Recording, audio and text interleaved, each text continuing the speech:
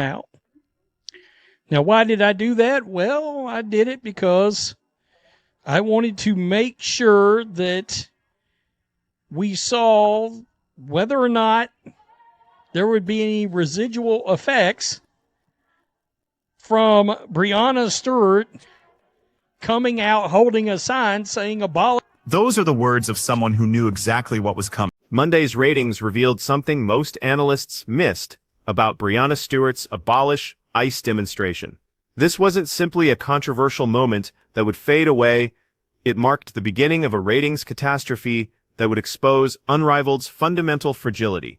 The viewership numbers that emerged were more devastating than industry experts anticipated, creating ripple effects that TNT executives are undoubtedly scrambling to address given their $16 million investment. Well, there was. But I think there was another indictment of this league as well. Number one, this is the worst I've ever seen their ratings. Monday's ratings, and we'll get there. We're going to do Friday, Saturday, and Monday.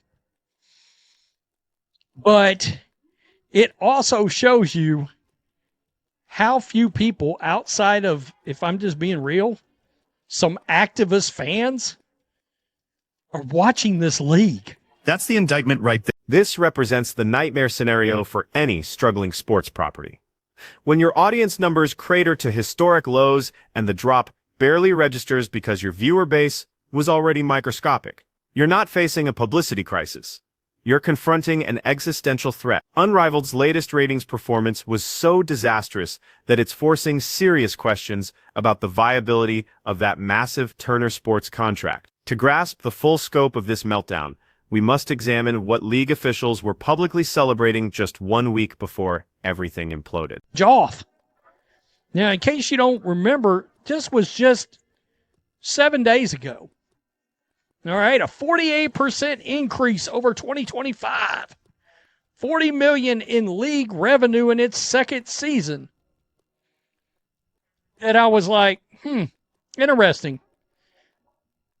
And what made that interesting is, well, the media rights deal from TNT is $16.667 million of a 48% revenue increase.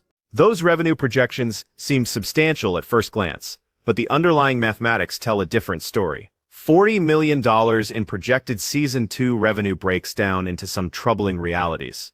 That TNT media rights agreement accounts for $16.67 million of the total, representing a 6-year commitment with Turner holding a 3-year exit clause they can trigger in 20. Here's the context that makes this figure so revealing. The WNBA recently secured media rights worth over $200 million annually, while Unrivaled is receiving $16 million total. This isn't a competitive media partnership. It's essentially corporate philanthropy. The remaining $40 million comes entirely from investor contributions, not basketball-generated revenue, merchandise sales, or ticket purchases. These are private investors writing checks while hoping the concept eventually proves sustainable. Done for. And this $40 million revenue is not basketball generated. This is investor generated. Well, at some point, investors want returns. They want to see what was generated. So let's just jump into this. This is Friday, okay? Last Friday. This is prior to Breanna Stewart. Right here, the Phantom versus Vinyl, TNT, did 30,000 viewers in the 18 to 49 ad demographic. The Mist and Rose, 30,000 viewers in the ad demographic. That same game, I guess, was the Phantom Vinyl game, was simulcast on True TV, did another 20,000 viewers. Look at these ranks far as actual total. The 3-day ratings progression reveals the complete scope of this disaster. Friday, January 31st, before Stewart's political demonstration, the Phantom versus Vinyl matchup on TNT attracted 30,000 viewers in the crucial 1849 demographic. The Mist versus Rose game matched that number exactly. The Phantom Vinyl simulcast on True TV added 20,000 more, converting demographic numbers to total viewership using standard cable metrics. These games reached approximately 120,000 total viewers on their strongest night. These broadcasts ranked 1T1st, 25th, and 29th in overall cable programming. Saturday, February 1st, saw the Lunar Owls vs. Breeze game draw 30,000 demographic viewers, ranking 1T3rd overall, while Laces vs. Vinyl managed just 20,000, placing 167th. Total viewership for some games potentially dropped below 100,000 people. This collapse occurred before any controversy emerged. Let me take you back over the weekend. Right? Breanna Stewart explains her abolish ICE sign. She came out holding this sign right here, abolish ICE. I made a video on that, and I triggered some of the retards that were subscribed to this channel, and I waved at them as they went right off into the sunset. The next day I replaced every one of them with a follow-up video. All those subs came back. Not those people, but, people with common sense came back. Blew right past them. So I got them back, plus some. And Breanna Stewart, of course, run her mouth with this, abolish ICE, which means having policies to uplift families and communities instead of fueling fear and violence, human lives. Stewart's political statement changed everything permanently.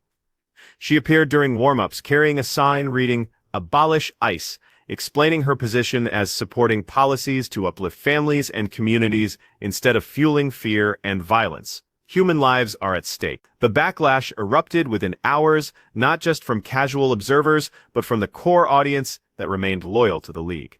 The timing made this particularly tone-deaf, since it occurred days after the Laken Riley murder trial concluded. Riley, a 22-year-old University of Georgia nursing student, was killed by an illegal immigrant in February 2024, with the trial ending in late January 2025 amid intense immigration policy debates.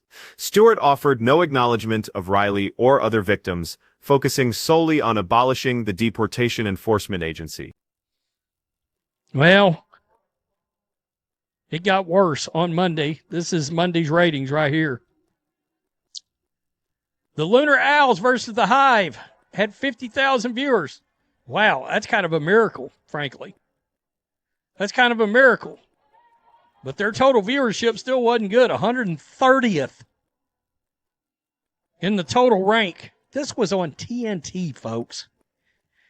And then you got down to the Laces versus the Breeze. This was on TNT, not on True TV. It registered an NA. You see this, a .02 or below. Or below. Total rank, NA. Didn't even rank. Didn't even rank on the cable ratings, total viewers. Didn't show up.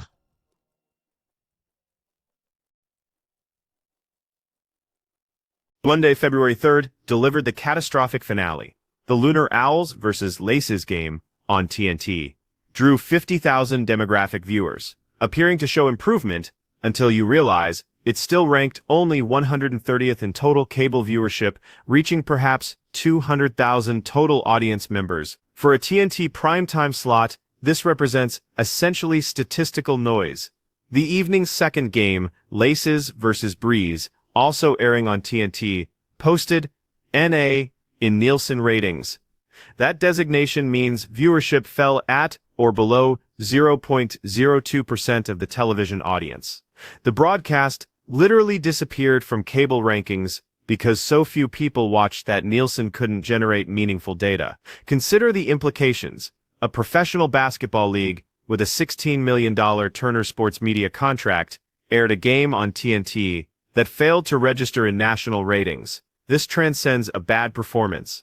This is organizational collapse happening in real time. Unrivaled was positioned as the strategic alternative when WNBA players negotiated their new collective bargaining agreement, threatening to opt out without adequate revenue sharing. Unrivaled represented their leverage, the place where they could earn substantial money playing 3-on-3 basketball during the offseason while building their brands and maintaining negotiating power against the WNBA. Except their backup plan now posts ratings that wouldn't justify a YouTube live stream, let alone a television contract. WNBA CBA negotiations are ongoing right now, with players rejecting the league's initial proposal that included salary and benefit increases, but fell short of their revenue-sharing percentage demands. Players want a larger cut of league revenue, but their leverage just evaporated. You cannot threaten to abandon the WNBA when your alternative league cannot attract 50,000 viewers on cable television.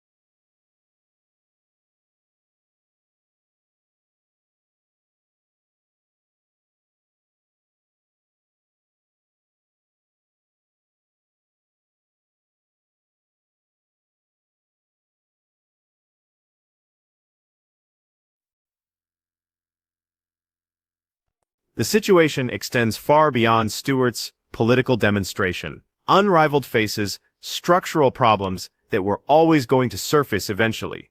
The protest simply accelerated the timeline. First, the talent exodus. Angel Reese and Sabrina Ionescu both participated in Unrivaled's inaugural season last year, but opted out this year. Reese is pursuing other business ventures, while Ionescu skipped the season entirely. When your two biggest draws from year one choose not to return, it signals problems with either compensation, experience, or both. The league added Stewart and other notable names, but losing Reese and Ionescu created perception problems before the season began. Second, the novelty factor has completely disappeared. Last year, Unrivaled was fresh, drawing viewers curious about 3-on-3 professional women's basketball with this specific format, production quality, and roster. Viewership wasn't spectacular, but was respectable for a startup league. This year, the curiosity is gone. If viewers watched last year and decided against returning, why would they reconsider now?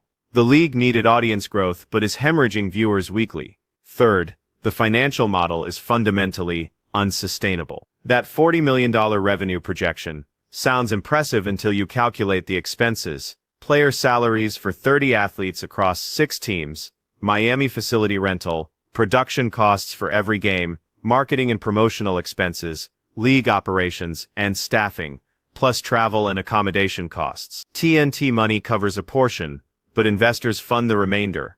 Investors don't bankroll losses indefinitely.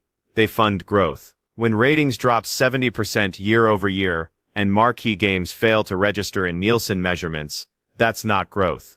That's capital destruction. Fourth, the Warner Brothers Discovery uncertainty looms large. TNT's parent company is currently in sale discussions, and media company ownership changes trigger contract reevaluations. Unrivaled streaming on HBO Max is part of the TNT package. If Warner Brothers Discovery sells and new ownership examines what they're paying versus viewership returns, that $16 million contract becomes dead weight. TNT's 3-year extension option looks increasingly unlikely with every ratings report. Fifth, the protest incident revealed how minuscule the actual fan base truly is. When Stewart displayed that abolish ICE sign, the backlash was immediate and intense, but ratings only dropped 10 to 15,000 demographic viewers, maybe 40 to 60,000 total viewers, who stopped watching. In a normal sports league, such controversy would cost hundreds of thousands of viewers. The fact that Unrivaled only lost tens of thousands proves they didn't have hundreds of thousands to lose. The league was already on life support. The controversy just made it obvious. The timeline ahead is absolutely brutal. March 2025. TNT can decide whether to trigger their early opt-out clause from the media rights deal. They probably won't, because it's only $16 million and the optics of abandoning a women's sports league would be terrible. but they will absolutely renegotiate if ratings don't improve dramatically. Summer 2025, WNBA-CBA negotiations conclude, and if Unrivaled continues posting these numbers, players have zero leverage to demand higher revenue shares by threatening to leave for Unrivaled since the league won't exist as a viable alternative. January 2026, Unrivaled's theoretical third season would begin. Except if current ratings trajectory continues, there might not be a third season because investors don't fund vanity projects indefinitely, and TNT won't keep paying for programming that doesn't deliver viewers. The truly tragic element is that Unrivaled had genuine potential with a watchable format, solid production quality, and 3-on-3 basketball at this talent level that could work as a niche product. But the league needed to build slowly, manage expectations, and avoid unforced error. Instead, they took investor money, signed a media deal creating unrealistic ratings pressure, then watched players create controversies that alienated their small existing audience. You cannot build sustainable sports leagues on activist fan bases alone. You need casual viewers who want to watch basketball without political statements and who return week after week. Unrivaled is losing all of them, leaving a league posting the worst ratings in its short history, burning investor cash, watching its backup plan narrative collapse, and hoping TNT doesn't pull the plug in March. Players who positioned this as their WNBA alternative better hope CBA negotiations go well, because their leverage just evaporated. And Breanna Stewart, who thought displaying a political sign during warm-ups was appropriate, just became the face of Unrivaled's collapse. Whether that's fair or not, the question isn't whether Unrivaled can recover from this disaster, but whether anyone involved wants to keep funding the recovery attempt when ratings suggest there's no audience left to recover. Because right now this league isn't just struggling, it's failing in real time on national television where everyone can witness.